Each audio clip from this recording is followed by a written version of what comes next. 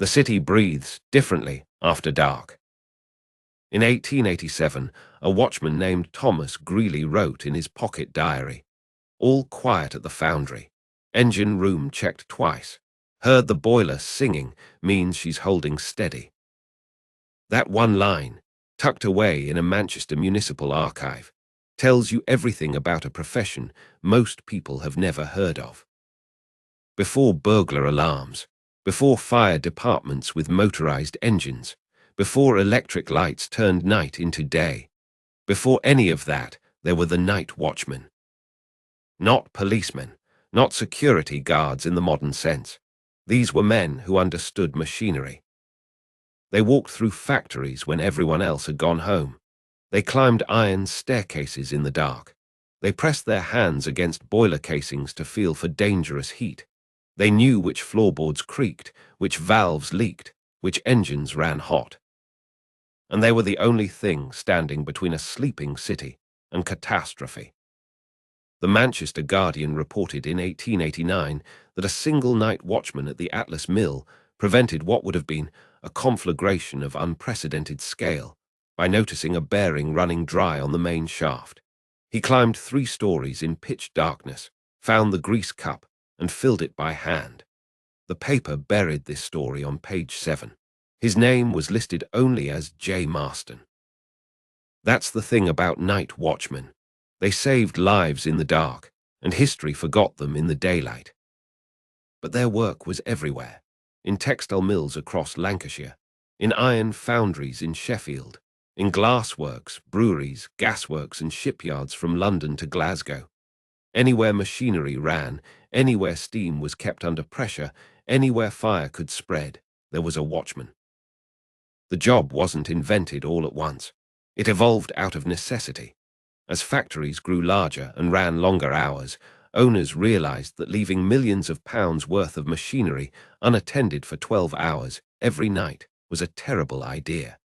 Insurance companies agreed. By the 1870s, most industrial firms employed at least one night watchman. The largest factories employed teams of 6 or more. But here's what the factory owners didn't advertise.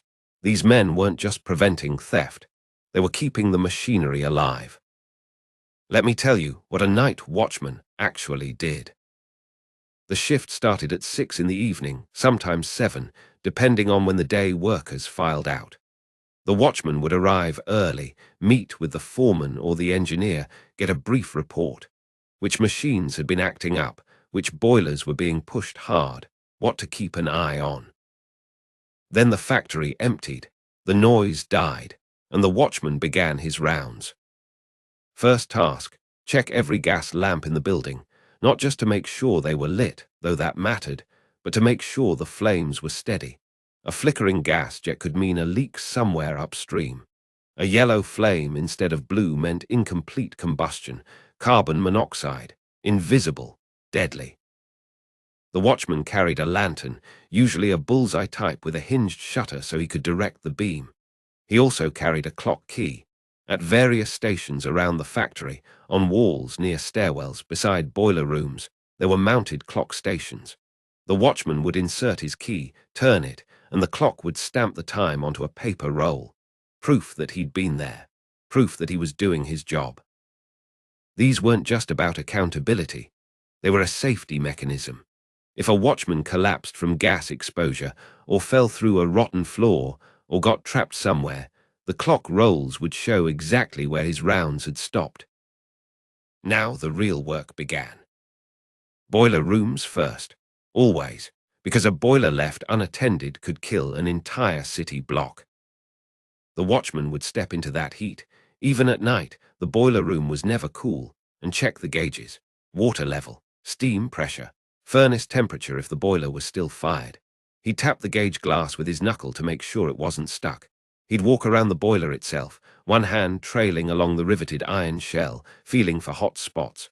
A boiler that ran unevenly could develop weak points. Weak points became ruptures. Ruptures became explosions. He'd check the safety valve, make sure it wasn't corroded shut. Some watchmen carried a small brush and oil can just for this. They'd clean the valve seat, apply a drop of oil, test the lever to make sure it moved freely. Then the feed water pump. If the pump failed overnight and the boiler water dropped too low, the crown sheet, the top of the firebox, would overheat, buckle, and the boiler would let go. So the watchman checked the pump, listened to its rhythm, felt the pipes for vibration, looked for leaks at the gland nuts.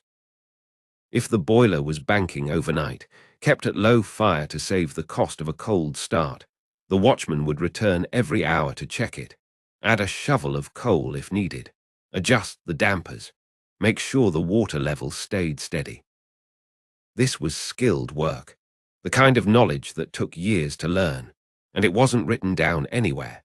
It was passed from one watchman to another, learned through apprenticeship and mistakes. Next, the engines. The big stationary steam engines that powered the line shafting were usually shut down overnight, but they still needed attention. The watchman would oil the bearings while they were cool, check the piston glands for leaks, tighten packing nuts, inspect the flywheel for cracks. Cast iron flywheels could shatter if they developed flaws, and a spinning flywheel coming apart was like a bomb going off. He'd move through the machine hall, checking each section. Belt drives that were left tensioned overnight could stretch or develop flat spots, so some watchmen would loosen them. Others would leave them tight and just check for fraying. There was no standard procedure. Every factory was different. Every machine had its quirks. He'd check for water, leaking roofs, condensation on cold pipes. Water on a factory floor wasn't just a nuisance. It could rot the floorboards, rust the machines, or freeze overnight in winter and crack the foundations. He'd listen. This is the part that's hardest to explain. A good watchman could hear things. A bearing starting to go dry makes a specific sound, a loose belt flapping, a gear with a chipped tooth clicking every third rotation, the hiss of a steam leak too small to see, wind moving through a broken window. Rats in the walls, and rats meant chewed insulation, which meant fire risk. The factory at night wasn't silent. It was full of sounds. Contracting metal as it cooled, the tick of cooling pipes, the drip of condensation, the creak of timber beams settling. The watchman learned to distinguish between normal sounds and wrong sounds. Every 2 hours, another complete round. Clock stations punched, boiler checked, machinery inspected, lantern refilled if needed. Some watchmen carried notebooks. They'd write down anything unusual. West boiler pressure dropped 5 psi overnight, check feedwater valve. Number 3 engine bearing running warm, needs attention. These notes would be waiting for the day engineer when he arrived at dawn. The work was solitary. The work was cold. Most factories weren't heated overnight. The work was exhausting in a way that's hard to describe. It wasn't physically brutal, but it was relentless. You couldn't sit down. You couldn't sleep. You had to stay alert for 10, 11, 12 hours in the dark, in the cold, in the hum and tick and drip of a building full of sleeping machinery. And if something went wrong, you were the only one there. In 1891, a factory inspector in Bradford filed a report about a night watchman named William Hargreaves. Hargreaves had worked at the same woolen mill for 16 years, 11 of those years on the night shift. The report mentioned him only because he'd been injured. A steam pipe had burst near one of the drying rooms, and Hargreaves had been scalded on his left arm and shoulder. But here's what caught my attention when I found this report in the West Yorkshire archive. The inspector noted that Hargreaves had shut off the steam main before going for help, preventing the leak from spreading to the rest of the system. Then he'd walked half a mile to the supervisor's house, at 2 in the morning in January, with a scalded arm, to report the damage. The mill owner gave him 2 weeks paid leave and a £5 bonus. Hargreaves was back on the night shift as soon as the doctor cleared him. That tells you something about these men. They weren't doing this work because it was glamorous. A night watchman in the 1880s earned about 18 to 22 shillings a week, decent money, better than a labourer, but less than a skilled tradesman. The work was steady, though. Factories needed watchmen every night, year-round. No layoffs in winter. No short weeks when orders were slow. For men with families, that stability mattered. But it came at a cost. Night work reverses your life. You sleep while your family is awake. You're awake while they sleep. You eat breakfast when everyone else is having dinner. Your children leave for school while you're trying to sleep.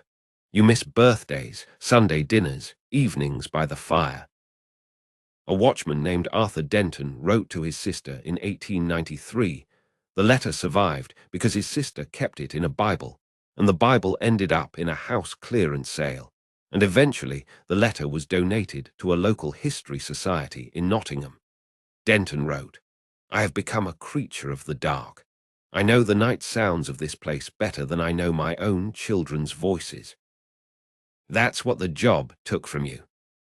But it gave something back, too. The watchmen knew their factories better than anyone, better than the managers, better than the engineers. They knew every corner, every machine, every quirk of the building. They knew where the roof leaked, where the floorboards were rotten, which stairs had loose treads, which doors stuck in winter, which windows let in the most draught. That knowledge made them invaluable, and they knew it. There's a pride in being the person who prevents disaster, in being trusted with something that matters, in knowing that if you don't do your job, people could die.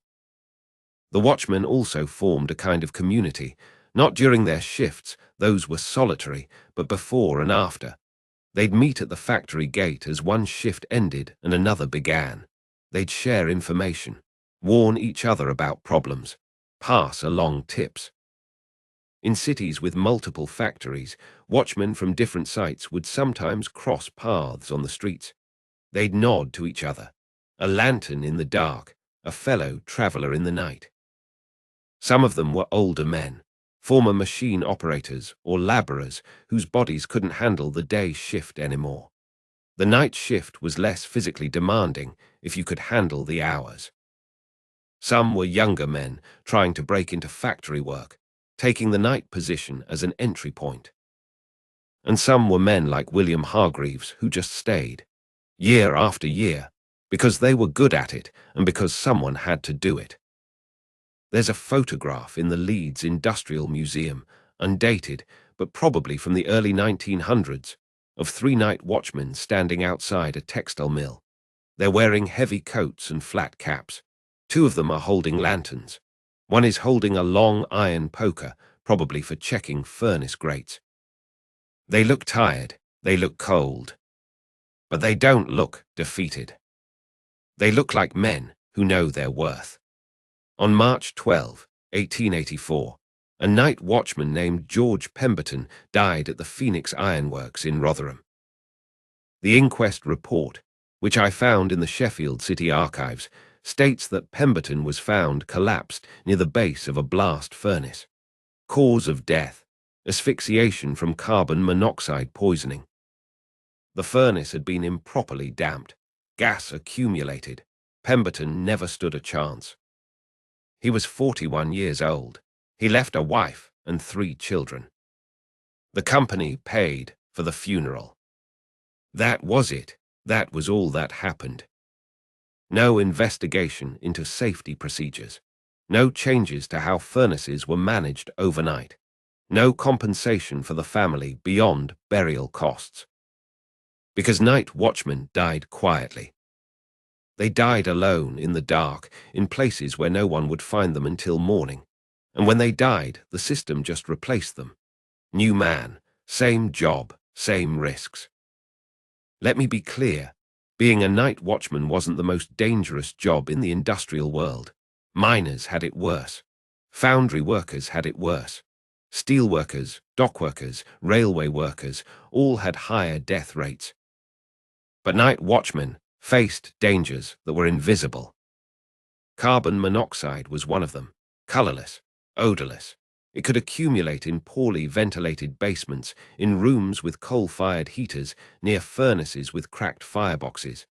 A watchman would walk into a room, take a few breaths, and collapse. By the time anyone found him, it was too late. Gas leaks were another. Coal gas for lighting was piped through every factory. The pipes were iron, and iron corrodes. Joints leaked. Valves failed. A small leak in a closed room could create an explosive atmosphere. All it took was a spark, a lantern flame, a static discharge, a watchman striking a match to check a gauge in the dark. Boiler explosions killed watchmen, too. Not often, but when it happened, it was catastrophic. A boiler rupture could level a building. In 1886, a boiler at a Manchester textile mill exploded at 3 in the morning. The night watchman, whose name was recorded only as Thompson, was killed instantly. So were 2 people sleeping in houses across the street. The blast was heard 5 miles away. Then there were the structural dangers. Factories in the 1880s weren't built to last forever. They were built to be profitable. Floors sagged. Staircases rusted. Roof timbers rotted. A watchman walking through a dark building with only a lantern for light could step on a weak board and fall through, could lean against a railing that gave way, could miss a step and tumble down an iron staircase. Falling wasn't glamorous, but it was common. There were also human dangers. Thieves knew that factories at night were guarded by one man with a lantern. One man, alone, usually unarmed. Copper was valuable. Brass fittings were valuable.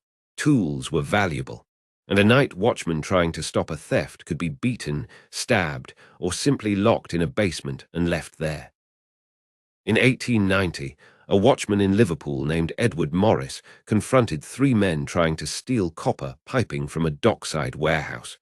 They beat him with a crowbar and left him unconscious. He survived, but he lost the sight in one eye. The company docked his wages for the nights he missed while recovering. And then there was fatigue. You can't stay alert for 12 hours straight, night after night, week after week. Your body won't let you. Watchmen developed tricks. They'd walk faster to keep their blood moving. They'd chew tobacco to stay awake. They'd splash cold water on their faces. They'd talk to themselves. But sometimes fatigue won. A tired watchman might miss a gauge reading, might forget to punch a clock station, might not notice a smell, a sound, a flicker of light that meant something was wrong. And by the time anyone realized the mistake, it was too late. There's a line in a factory inspector's report from 1888 that I've never been able to forget. The inspector was investigating a fire at a paper mill in Kent. The fire had started in the drying room and spread to the rags storage area. The night watchman had been found unconscious from smoke inhalation. He survived, but the mill didn't. The inspector wrote, "The watchman's duties required him to complete a full circuit of the premises every 2 hours. On the night of the fire, he had been employed for 63 consecutive nights without relief. 63 nights. No days off. No backup. Just one man alone, expected to stay alert for 12 hours a night, for 2 months straight." The report concluded that the fire might have been detected earlier if the watchman had been more vigilant. That's what the job cost. The end came slowly. Not all at once. Not with a single invention or a single decision. Just a gradual fading as the world changed and the need for night watchmen disappeared. Electric lighting was part of it. By the 1890s, factories were starting to install electric arc lamps and incandescent bulbs. Suddenly, you could see. You didn't need to walk through the dark with a lantern. You could flip a switch and flood an entire room with light. That made the job easier, but it also made it less necessary. With electric lights, a single watchman could cover more ground. Factories started cutting staff. Automatic fire alarms came next. Sprinkler systems, heat detectors. By the early 1900s, insurance companies were requiring these systems in high-risk buildings. And if you had automatic alarms, you didn't need a man walking the floors every 2 hours. Then came the telephone. A watchman could call for help instead of running half a mile to wake up a supervisor. That was an improvement for safety, but it also meant you didn't need as many watchmen. One man with a phone could cover what used to take 3. Automated pressure controls. Electric pumps, thermostatic regulators, all the machinery that used to require constant human attention was being redesigned to run itself. And professionalized security changed everything. By the 1910s and 1920s, cities had real police forces, detective divisions, motorized patrols. You could call the police if you needed help. You didn't need to rely on a lone watchman with a lantern. Private security companies started forming. Businesses that employed guards, trained them, insured them, and rotated them through shifts. It was safer, more efficient, more professional. But it wasn't the same. The old night watchmen, the ones who knew every inch of their factories, who could hear a failing bearing from 3 rooms away, who understood machinery in a way that came from years of patient attention, they were disappearing. Some retired, some moved to day shifts, some took jobs with the new security companies, but they found the work different, less intimate, less skilled. By the 1930s, the profession was effectively gone. There are still night watchmen today, of course, security guards, custodians, but it's not the same job. The skills are different, the knowledge is different. The old watchmen were part of the machinery they protected. They understood it, they cared for it, they kept it alive. And for decades, through the height of the Industrial Revolution, through the years when cities grew faster than anyone could have imagined, those men walked through the dark, lantern in hand, making sure the world would wake up safely. Nobody built the monuments. Nobody wrote their names in history books. But every factory that didn't burn down, every boiler that didn't explode, every life that continued uninterrupted, that was their legacy. They were the night watchmen. And they kept the city alive after dark.